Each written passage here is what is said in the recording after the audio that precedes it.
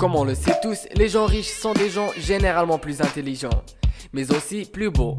Il est donc tout à fait normal de les écouter pour s'inspirer de leur gestion parfaite de tout leur pognon, qui leur sort par tous les orifices de la peau.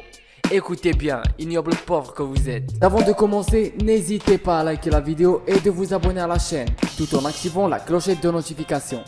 Le premier conseil est celui d'utiliser sa carte bancaire le moins possible. La carte bancaire, c'est le mal. On l'utilise l'air de rien. On n'a même plus besoin de faire le code avec l'option sans contact. C'est donc le meilleur moyen de ne pas voir l'argent s'évaporer. La fraîche, y a que ça de vrai pour pas te ruiner trop vite. Deuxième conseil, ne jamais acheter des produits en ligne. Encore la faute à cette saloperie de carte bleue.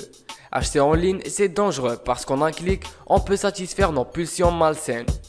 Si tu veux absolument t'acheter ce bambou pour le disposer dans ta chambre de bonne, attends 2 jours au moins pour peser le pour et le contre avant de passer à l'acte.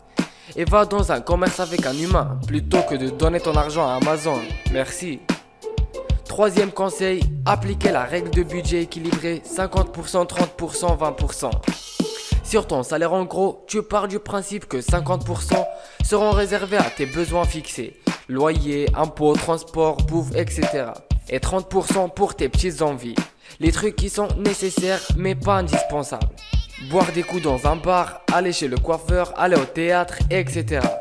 Et enfin, les dernières 20%. Tu leur dis adieu et tu les fous sur une épargne par virement mensuel. Comme ça, on discute pas.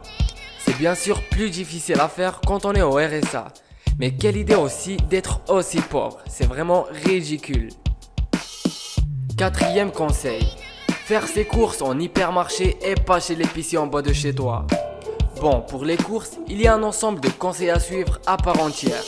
Acheter en gros, planifier ses repas de la semaine pour acheter en fonction de ses besoins. Ne pas se faire avoir par le merchandising. Regardez le prix des produits au kilo, cuisiner plutôt que d'acheter des repas préparés. Bref, c'est surtout une question de bon sens. Cinquième conseil. Ne pas dépenser d'argent, c'est un peu comme en gagner. Pense à ça chaque fois que tu t'apprêtes à craquer sur un achat débile. Ne pas succomber à la tentation, c'est autant d'argent que tu conserves dans ton porte-monnaie. Logique imparable. Sixième conseil. Adopter un mode de vie écolo, parce qu'en fait, ça paye un peu.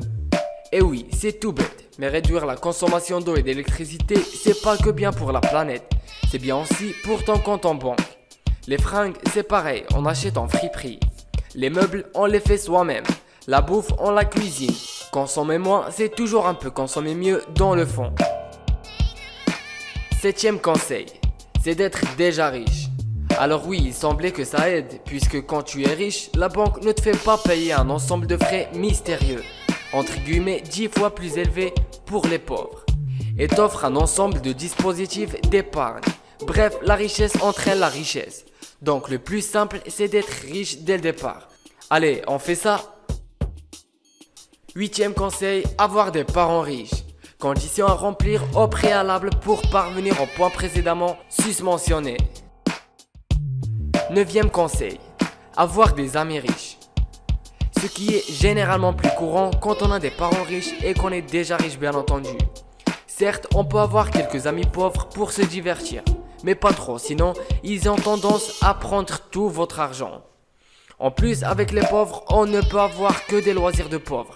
Ce qui exclut d'emblée les rides à Monaco, les sorties shopping au bon marché et les enterrements de vie de jeunes filles de 2 jours à New York.